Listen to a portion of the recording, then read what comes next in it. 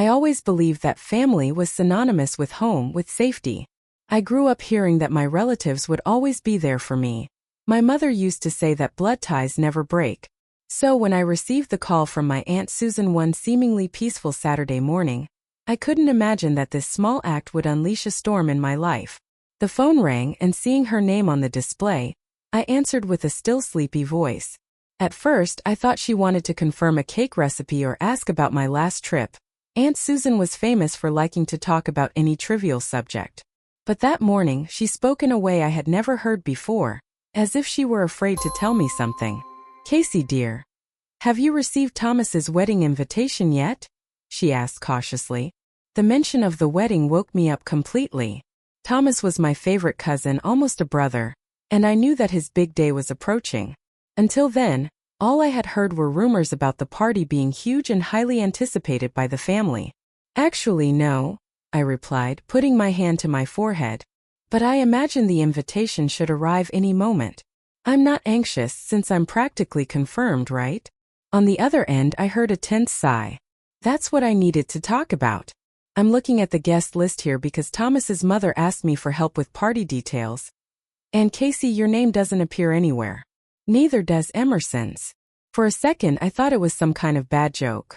Maybe Aunt Susan wanted to test my reaction, but her voice left no doubt. There was seriousness and even sadness there. "It must be a mistake, Aunt," I murmured, trying to control the sudden tightness in my stomach. "Thomas wouldn't exclude me from his wedding. We've been close our whole lives. He literally calls me sis. Remember?" She didn't answer immediately. When she finally spoke, her voice was barely a whisper.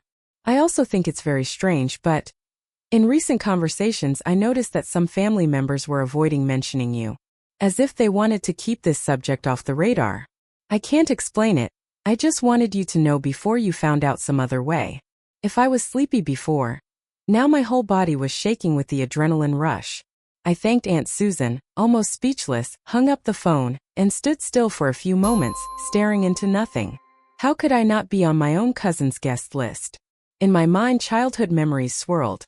The two of us running around Grandma's yard, laughing, competing to see who could climb the tree faster, confiding teenage secrets. It would be impossible for him to intentionally leave me out. But what if it were true? Why would the family hide something so important? The sudden suspicion that there was an obscure reason took hold of me. I picked up my cell phone again and dialed Emerson, my older brother. He was in another city at a work conference. It took a while for him to answer, but I quickly told him everything, not caring about being too detailed. "That's bizarre, Casey," he grumbled, sounding as confused as I was. "I'll try to talk to Mom when I get back. If this isn't a big mistake, I want to know what's going on." After I hung up, a feeling of emptiness began to settle in. I prayed that it was just a list error, something unimportant. But an inner voice insisted, "There's something much bigger here." And I wouldn't be able to rest until I understood. The following hours were marked by tremendous discomfort. I tried to distract myself by cleaning the house, but my mind was filled with flashbacks of happy times when I never imagined being excluded from anything.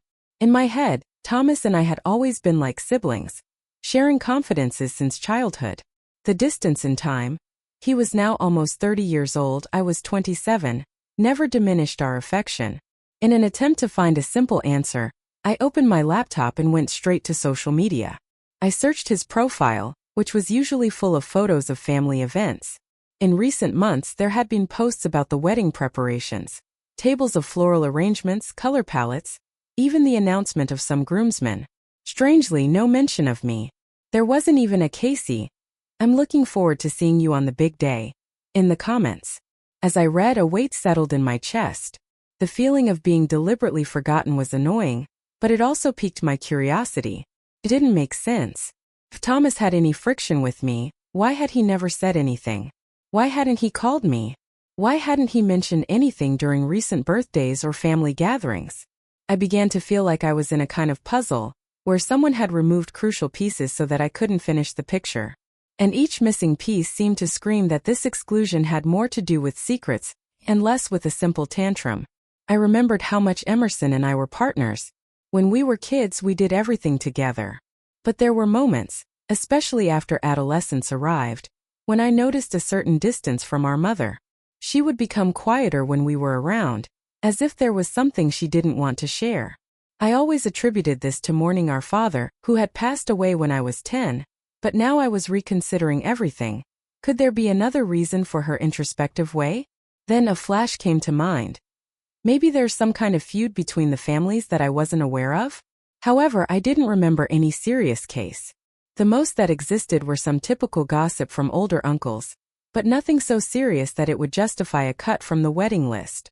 With each digression, my anxiety went up a notch. It was in this state of restlessness that I decided I wouldn't wait for Emerson to return.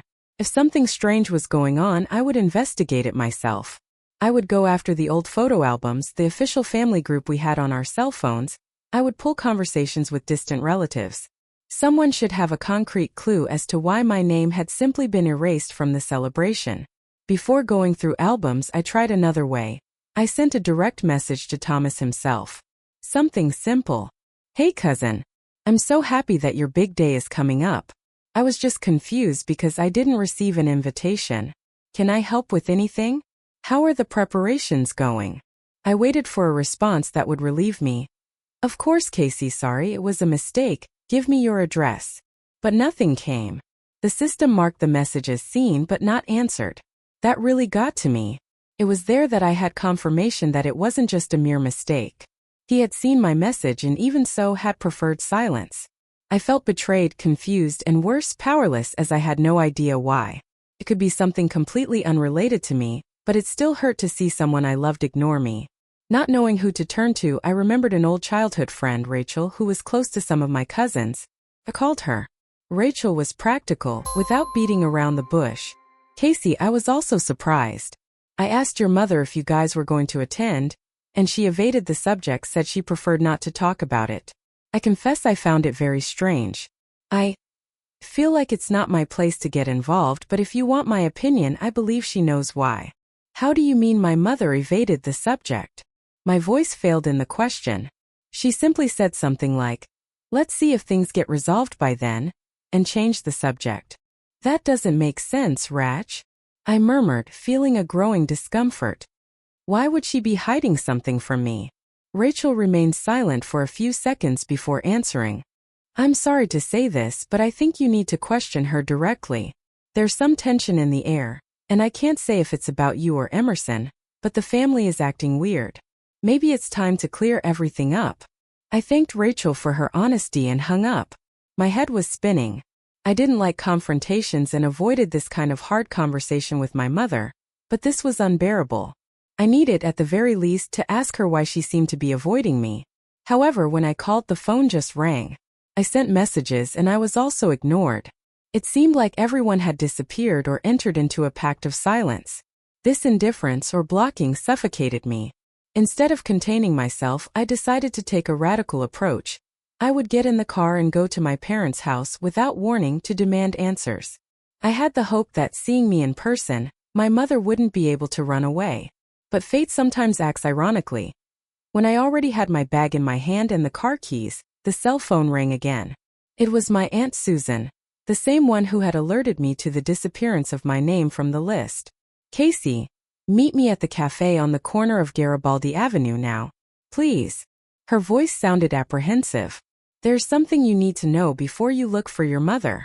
The cafe where we arranged to meet is a cozy place, with rustic tables and the smell of fresh bread. I arrived before the scheduled time and chose a table in a discreet corner. I didn't want curious looks or the risk of someone familiar from the family seeing us and spreading gossip. The drama I was already experiencing was enough. Aunt Susan came in shortly after, carrying a large bag and looking tired. Her eyes betrayed worry. She hugged me, and in the gesture, I felt an affection that tried to soften my anxiety. Casey, I'm sorry for the way I told you all this. I didn't want you to find out in such an abrupt way. She began, holding my hands on the table. Aunt, I just need to understand. Why was I excluded? What's going on in the family? I blurted out. She took a deep breath. She ordered a coffee from the waiter and, after he walked away, began to speak, interspersing her sentences with pauses. She seemed to choose her words carefully. I don't know all the details, but I know that recently there were closed-door conversations between your mother, some uncles, and even your grandfather. It seemed like something very serious, and whenever they were asked about you and Emerson, they changed the subject. I only heard bits of phrases, mentions of an old agreement, a possible scandal. She made a sign with her hand, as if it were all too confusing. And suddenly you simply didn't appear on the guest list. Or rather, you were removed from it. My shoulders tensed. Scandal? Old agreement? It all smelled like secrets from the past, something involving our lineage, maybe. But why hide it from us like that? Do you think it has to do with Dad? I asked, swallowing hard. He had passed away when I was 10 years old, the victim of an unexpected heart attack. He was always the financial and moral pillar of the family, at least in my memory. I'm not sure, said Aunt Susan, scratching her chin. But, in the few times I heard something, your name came up along with words like adoption, origin. She looked at me embarrassed. Casey, I don't know if that makes sense. Could be about someone else. But the expression on your mother's and your uncle's faces was one of pure affliction. My hands started to sweat cold. Adoption? My origin? It was ridiculous to imagine that Emerson and I were not our parents' biological children, right? But something in the way Aunt Susan said those words made my heart race. That's when I remembered an old incident. When I was about 8 years old, I fought with Emerson, typical of siblings. I, annoyed, shouted, "You're not even my real brother," without really being aware of what I was saying. He freaked out and cried, and my mother appeared in tears, saying that we should never repeat that. At the time, I thought it was just an exaggerated reaction from her. But now, this memory was coming back like a puzzle piece fitting with difficulty. If there is something like that, I began, my voice trembling. Why would the whole family hide it from us? My aunt stirred her coffee thoughtfully. Fear. Or maybe conveniences. Things that involve surname, inheritance, reputation. In recent years, I've seen the family struggling to keep up appearances. And if this secret is true, it could ruin the image of many people. My eyes filled with tears. Instead of consoling me, Aunt Susan just wrapped me in a tender hug. I'm sorry, Casey. You and Emerson deserve the truth. And maybe I'm putting my neck on the line for telling you what I know. But you have the right to investigate your own past. I left the cafe with my head throbbing and my soul heavy. Definitely, this wasn't just a mere list error. I returned home determined to look for concrete evidence. If there was mention of adoption and origin, I would need to check old documents, photo albums, and anything that could clarify. I remembered that in my childhood there was an old attic full of boxes of memories. I rarely went up there. It was in the house where I lived with my parents. With my father deceased and my mother traveling, the place was closed, but I still had the key. It was early afternoon when I arrived. The air around the house seemed loaded with memories. The facade maintained that peeling beige paint, and the garden was somewhat abandoned. I entered through the side door, which used to be unlocked. The silence enveloped me immediately. I almost regretted being there alone, but I needed to gather courage. I went up the wooden stairs that creaked with each step. Upon opening the attic door, a wave of dust made me cough. The environment was lit by a tiny window, with rays of sun crossing particles suspended in the air. I ran my eyes over the piles of boxes, some labeled old photos, school books, Christmas decorations. I started rummaging through everything. In a box with photo albums, I saw pictures of my and Emerson's birthdays at various ages. So far, nothing suspicious. But at the bottom, I found an album whose cover was worn without a title. It was different, with photos in black and white or yellowed. Opening it, I came across portraits of my mother when she was still young, smiling next to a man who was not my father. They were embracing, posing in front of a lake. On the back of one of the photos it was written, Marissa and C. 1989. Who would C. B? I continued flipping through and stumbled upon a white envelope stuck between the pages. My mother's handwriting in the corner said, Confidential documents. Trembling, I opened it and discovered notary papers, something related to a child. I felt my heart stop for a moment as I read adoption certificate, and noticed a date that was close to my year of birth. Although it was somewhat blurred, it was possible to read something like Marissa, adopter, and adopted. My stomach churned. Was I the child in that document? Could it be Emerson? I paused to dry my sweaty hands on my pants. My vision blurred for a moment, but I tried to focus. There was also a scribble, a note in pen that seemed to say, "No one must know." That sent shivers down my spine. I continued rummaging and came across more photos, some showing a very small baby, who could have been me or Emerson. An unknown woman held that baby with a look of longing, or perhaps despair. There was no identification of who she was, but a resemblance caught my attention. The shape of her face, the color of her hair, something that vaguely reminded me of myself. My head was spinning. If I was adopted, why had my mother never told me? And where did my father fit into this story? Would he have agreed to it? Why would the whole family have staged this charade? I needed to share these discoveries with Emerson. I needed support. Emerson would arrive on the night of that same day. I sent a short message asking him to come straight to our parents' house as soon as he arrived, because I had something urgent to show him. He replied with a simple okay, but the distressed tone was evident. When I finally saw him walk in a suit, loose tie and dark circles under his eyes, I couldn't hold back. I ran to him and hugged him tightly. I felt that we were both at our emotional limit. "Casey, what's going on?" he asked, taking his bag off his shoulder and looking at me. Without wasting any time, I dragged him to the kitchen, where I had left the documents I had found in the attic. I told him everything. The conversation with Aunt Susan, the mysterious photos, the word adoption. He flipped through the papers in silence, frowning more and more. When he finished, he dropped the envelope on the table and rubbed his hands on his face, exhausted. "Is this real? Are you sure it's not for another child?" His voice trembled, as if begging for it not to be true. "I can't be 100% sure yet," I replied, almost whispering. "But it matches the date close to my birth. And look at these photos. I feel like that woman could be my biological mother. I don't recognize anyone in the photo, but..." He pulled out a chair and sat down, shaking his head. "This would explain why we're being excluded. Maybe if we are indeed adopted, the family fears some scandal? But damn, what kind of people would do this?" "I don't know," I blurted out, feeling a pang of indignation. "It turns out our mother has always been kind of reclusive. What if it's because she's not actually our mother?" The silence that followed was overwhelming. You could hear the ticking of an old clock on the wall. Emerson picked up his cell phone. "I'm going to call her. Now." He dialed our mother's number, put it on speakerphone. It rang a few times until she answered. However, her voice sounded tense when she realized we were together.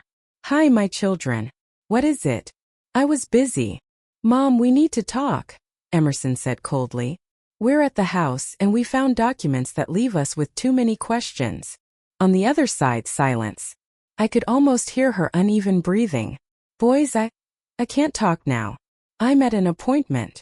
"Mom, don't run away," I insisted, unable to contain the urgency in my voice. "We need to know if you and Dad adopted us. What is this that we found in the attic? Can you explain?"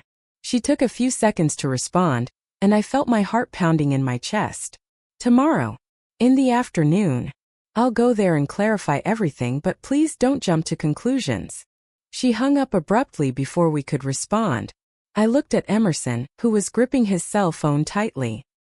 He had an expression of anguish mixed with anger. "So we'll know tomorrow?"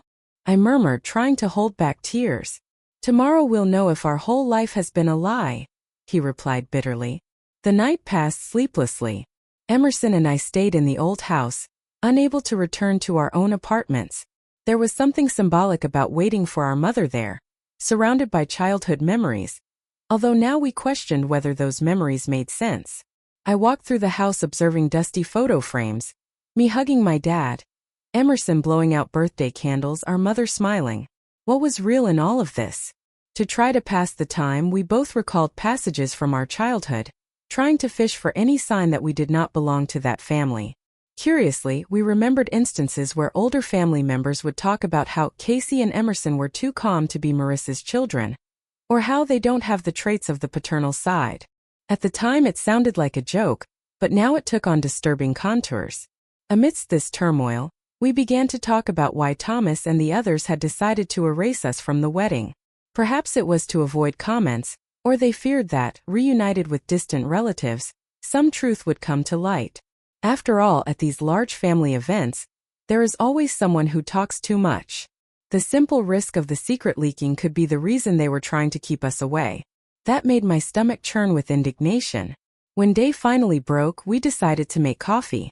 With every sound of a car passing on the street, my heart would race, thinking it might be our mother arriving. Only around 2 p.m. did she appear, knocking on the door with an apprehensive look. She came in, dropped her bag in a corner, and greeted us with a shy nod, not daring to look us directly in the eye. We went straight to the living room. I sat on a sofa. Emerson stood up, arms crossed. She settled into an armchair, looking smaller than ever, and began to speak with a choked voice. I know you want answers. And I'm not proud of what I did.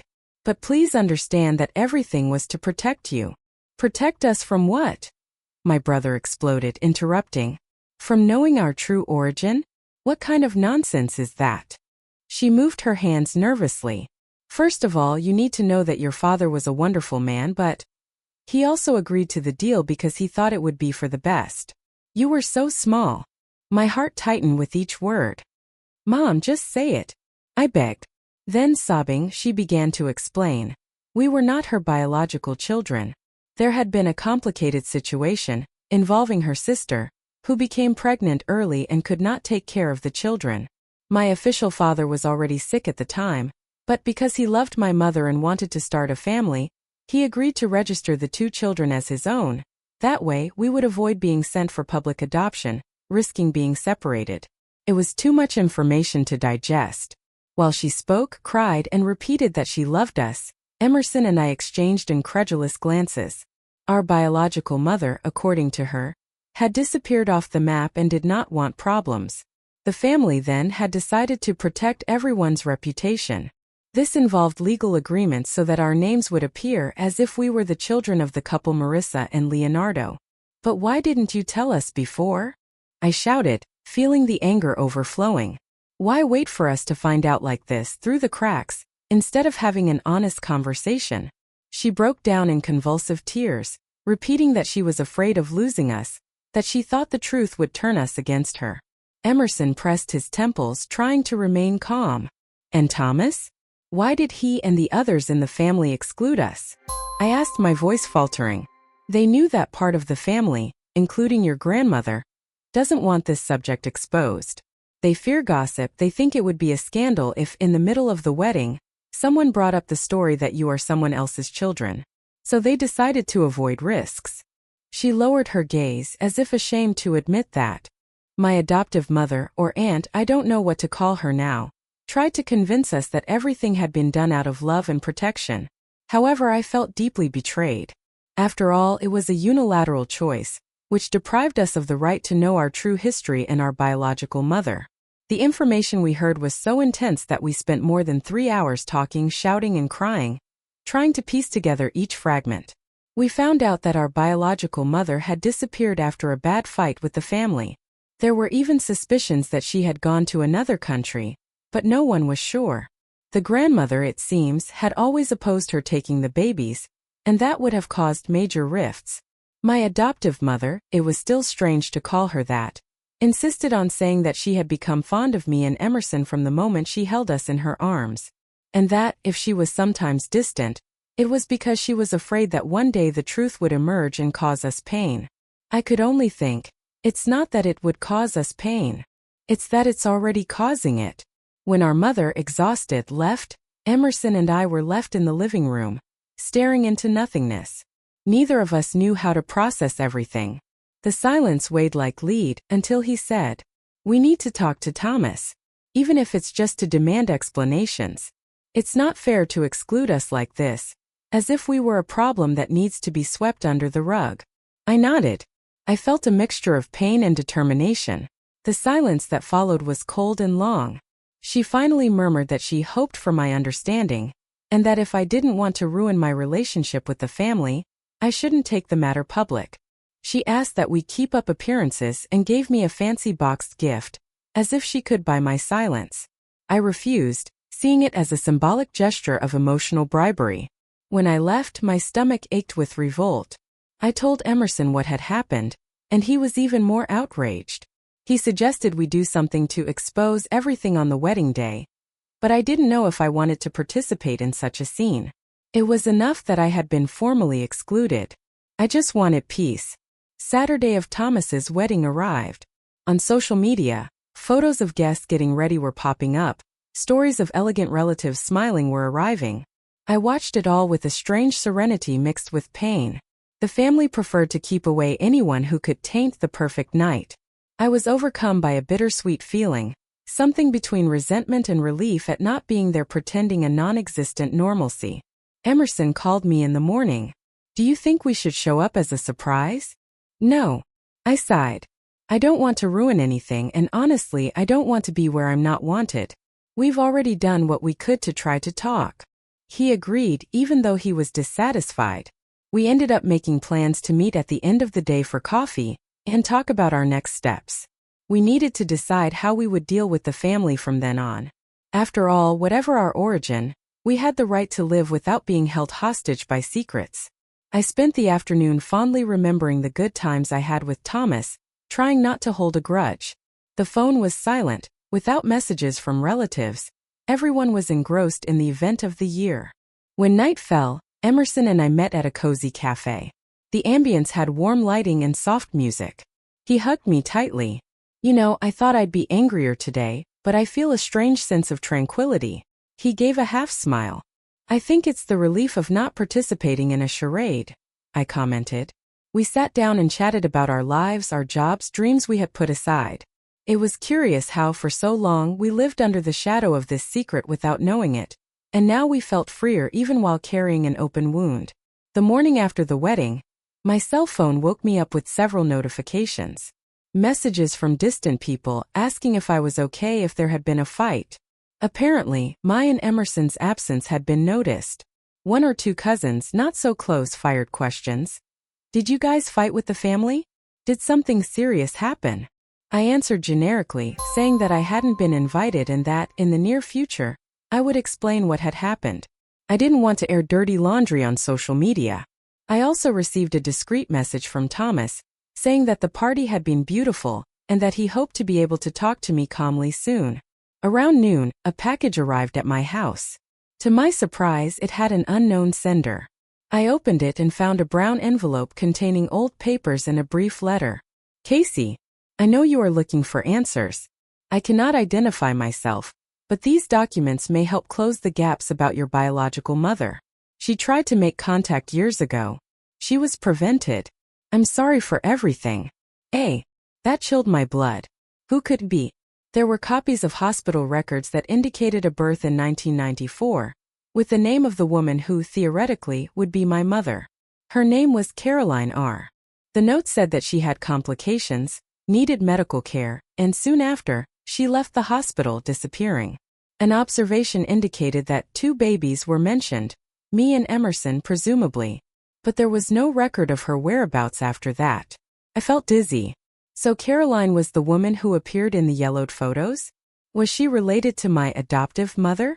I needed to understand this link. I sent everything to Emerson, who called soon after in shock. "We need to find out who this is and why they're helping us now." Another enigma on the path. And in the midst of this turmoil, what I wanted most was some glimpse of normalcy. We decided to investigate further. If Caroline R. was our biological mother, there would be records at the registry office of our birth. Maybe not officially, but sometimes there are notes of live births that can link to a later document. We went to an old registry office in the city center, where physical files and microfilms could shed some light. Arriving there, we explained that we were looking for information on births in 1994, possibly involving the last name R. or something close. The attendant, a kind gentleman, made it clear that he could not release everything for reasons of confidentiality, but allowed us to consult old indexes.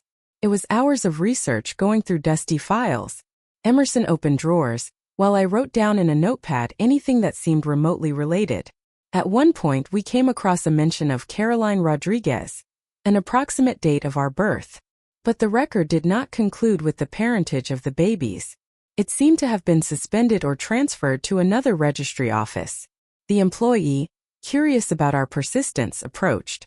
Do you have any idea that, at that time, it was common for some families to make private agreements for adoptions without going through formal public bodies? He shrugged as if it were normal. I've heard of many cases like that.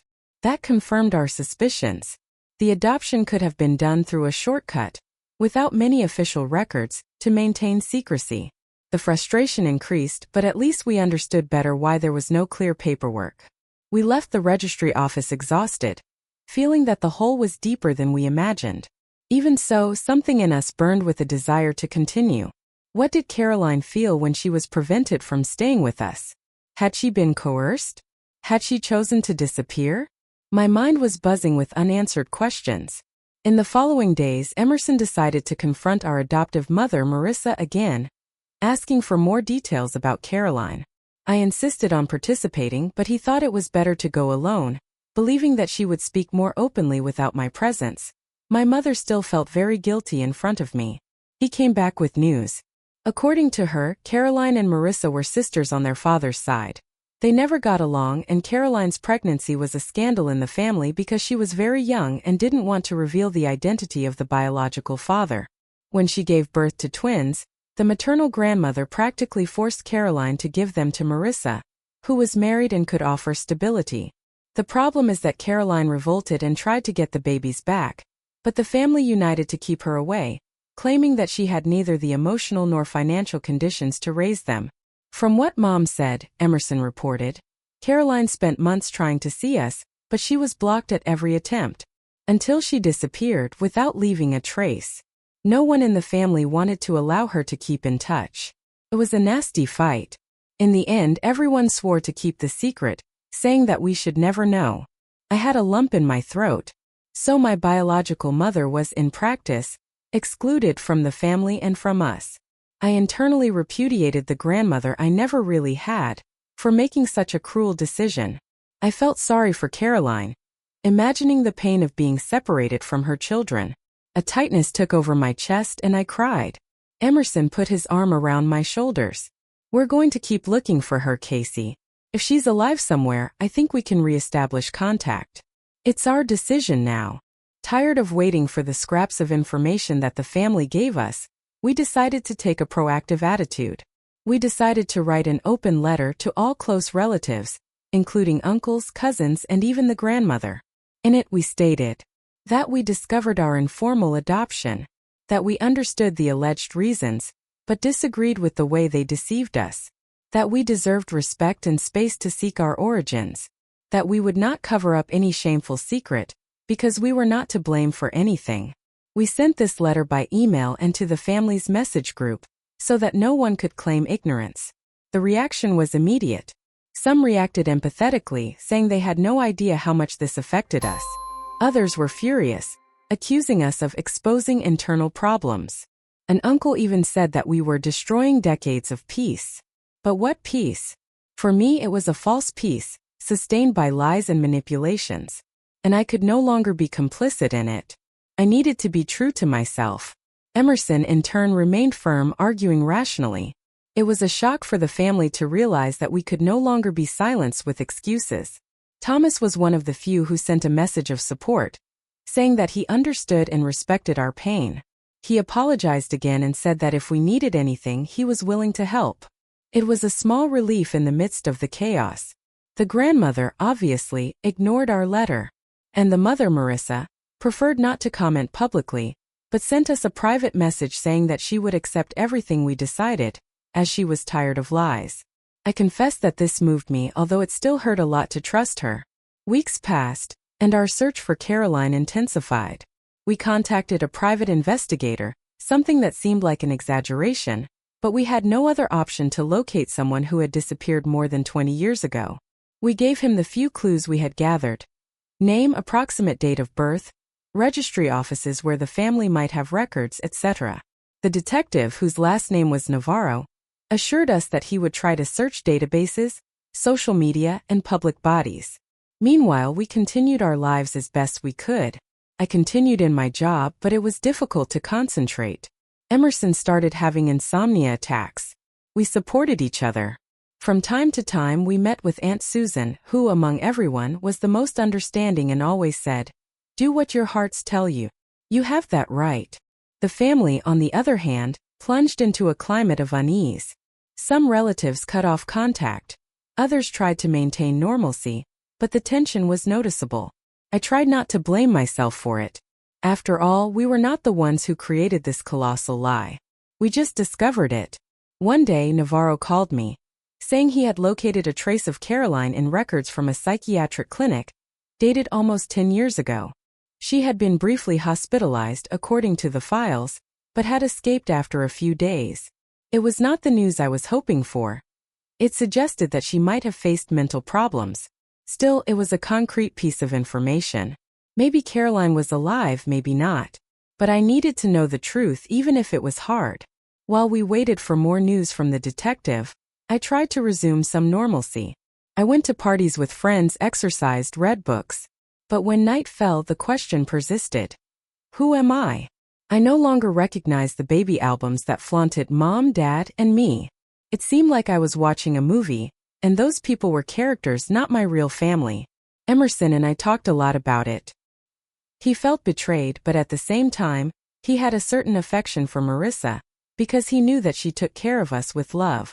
We lived in this mixture of gratitude and fury, without knowing where one ends and the other begins. Sometimes I wondered if it wouldn't have been better to continue in ignorance. But the memory of what happened at Thomas's wedding told me that, sooner or later, the truth would come out. And if it was going to hurt, better to hurt all at once. One Sunday afternoon, I received an unexpected visit from Rachel, my childhood friend. She brought an apple pie, my favorite dessert, and a tight hug. "Casey, I heard about everything. They told me briefly. I just want you to know that I'm here for anything." "Okay." I sat with her in the living room and told her the story in detail. She listened attentively, her eyes tearing up in some parts. "What a mess. You've always been so close to your family. I can't imagine how devastating it must be to discover this now." I sighed, throwing my head against the back of the sofa. "It's devastating, yes, but it's also liberating in a way. It's like I'm reconnecting with myself. It just hurts." Rachel hugged me, and for a moment I let the tears roll. I realized that I was lucky to have true friends who saw me beyond family ties. This brought me a breath of hope that life would go on, even after so many ruptures. About 2 months after contacting Detective Navarro, I received a crucial call. He believed he had found a concrete lead on Caroline. There was a record that a woman with the same name and date of birth lived in a community 2 hours away. It seemed she was in a vulnerable situation, but still it was someone who matched 90% of the data we had. I tried not to create expectations, but it was impossible. I agreed with Emerson. We would make that trip on the weekend. I spoke briefly with Marissa, who, in tears, asked us to be careful. She feared what we might find. What if Caroline was sick or involved in something dangerous? When Saturday arrived, we left early by car towards that community. It was a semi-rural area, with simple houses and potholed roads. The sun was beating down, and I felt my heart in my mouth. Detective Navarro was accompanying us, guiding us by GPS. We stopped in front of a small house, the walls stained with dampness, surrounded by a makeshift yard. A woman answered the door, and Navarro got straight to the point. We were looking for Caroline, 45 years old, possibly living there. The woman frowned and called another person, a younger man, who explained that Caroline had indeed stayed there for a while, but had left weeks ago. They couldn't say exactly where she had gone. It seemed she was moving from place to place. I was devastated. So close yet so far. I asked if anyone had a way to contact her. He looked at me with pity. She left an old notebook like a diary. She wanted us to give it to anyone who came asking about her. Maybe it has something to do with you. The man disappeared into the house and returned with a worn hardcover notebook. He handed it to me. I thanked him, incredulous at the luck of finding something like that. Could this be the diary of Caroline, my biological mother? In the car, trembling, I opened the first page. There were scattered notes without much linearity. Some phrases jumped out. "My babies, Casey and Emerson. I hope to find them one day. The family kept me away. I couldn't fight anymore. Sometimes I dream that we are together in a better place. I was engrossed in the reading, tears falling one by one. Emerson, next to me, was also crying silently. There were only a few pages but full of pain, confession, and longing. She mentioned psychiatric medication, the rejection she had suffered, and the fear that she might never be able to embrace us. It was the closest we had come to having Caroline in person there by our side. And at the same time she was slipping through our fingers. Emerson closed the notebook carefully, as if it were a sacred object. "We're going to keep looking," he said, wiping away his tears. "We can't give up now, Casey." Returning with that diary in hand was like returning with a bomb about to explode. We showed it to Marissa and our grandmother, trying to provoke some kind of human reaction. Our grandmother was bitter, saying that Caroline was unstable, and that it was all just drama. I was outraged, but I didn't want to fight anymore. I did want the truth to be definitively revealed to everyone. It was then that Aunt Susan, supported by some cousins who sympathized with us, proposed a family meeting. Not to point fingers but to end the silence. Surprisingly, most of the family attended, including our grandmother and Marissa. Thomas and other cousins also came, hoping for a resolution. Gathered in the living room of a large house, we sat in a circle. Emerson took the initiative, picking up the diary and talking about each discovery. He explained how our biological mother was forced to give us up, how we tried to locate her. He talked about the open letter we sent. He concluded by saying, "We want to live without hiding who we are. If there's anything you need to tell us, speak now. If not, understand that we will no longer condone lies." There were awkward glances exchanged. Some uncles mumbled apologies, saying they thought they were doing what was best. Our grandmother, with a hard face, crossed her arms. Then Marissa, who had been quiet until then, stood up and, with a choked voice, made a plea for the family to respect our search. She said she regretted not having had the courage to tell the truth years ago, but that she would now support our every step. Amid the crying of some and the coldness of others, it became clear that there would be no consensus. But for the first time, the issue was not hidden. It was exposed, and each person would have to deal with the reality. I stood up and said firmly, "We are tired of a family dynamic that prioritizes appearances over truth. Emerson and I are not ashamed. We just want our place and the right to know our story. If you can't support us, that's fine. But don't prevent our freedom to be who we are." I left that meeting with a light heart. The atmosphere was tense, but at least our message had been delivered. And honestly, if we were going to move forward, it would only be with those who wanted to be on our side. After so many twists and turns, life began to adjust to a new normal. Some family members distanced themselves, not knowing how to deal with the change. Others, like Thomas and Aunt Susan, grew even closer. Marissa, trying to repair what she could, started therapy and encouraged us to pursue our paths without fear. Emerson and I made it clear that we held no hatred, but we needed space and honesty from now on. Detective Navarro continued to look for Caroline, now armed with information from the diary. Meanwhile, I learned to cultivate patience and accept that, if my biological mother were found, everything would happen in its own time. If not, I would still have peace, because I had discovered that she loved me, despite the circumstances. I also started writing a diary, narrating each step of this journey. Writing helped me heal my wounds and organize my contradictory feelings. In my notes, I repeated to myself, family is not just blood ties or paperwork, but also choice, love, and truth. It was this value that guided me into the future. In the following months, I started talking to Thomas more. He and his wife finally offered us formal apologies. We slowly grew closer again. It was a slow process full of frank conversations, but I realized that I preferred to have imperfect people around me than to harbor eternal hatred. Still, my trust wouldn't recover overnight. Emerson, for his part, decided to spend some time abroad, taking advantage of a job offer. He wanted to clear his mind and perhaps, without the weight of daily life with the family, find out who he really was. I supported him, although I missed him. I saw his search as a reflection of our liberation. As for our grandmother, she remained resistant, but little by little, the family realized that her power of manipulation was no longer the same. She could continue with her harsh opinions, but she would no longer control our lives. As time went by, I noticed that the grudges were giving way to a painful, yet firm maturity. I would choose which relatives I would maintain real ties with, based on sincerity.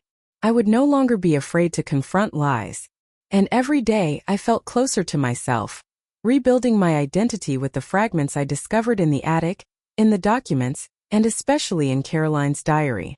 If I ever met my biological mother, I would hug her without judging her because she was also a victim of this machine. If I never met her, I would carry with me the certainty that somewhere, there was a woman who loved me enough to record in words a longing she could never quench. Thus, in the end, the painful truth brought me something that the lie never did: freedom. Even if late, it opened paths to live without the chains of the past, without being a hostage to appearances and secret family pacts. And it made me realize that growing up often requires breaking with what we once thought was unbreakable. In the final analysis, I discovered that I had not really been erased. They tried out of fear, convenience, or shame, but I realized that as long as I recognized myself, no one could nullify my existence. And by uniting with those who accepted and loved me, I would build a new family more sincere, based on the truth I had earned the hard way. Hi, you are on the Moving Narratives channel. Subscribe and follow our stories.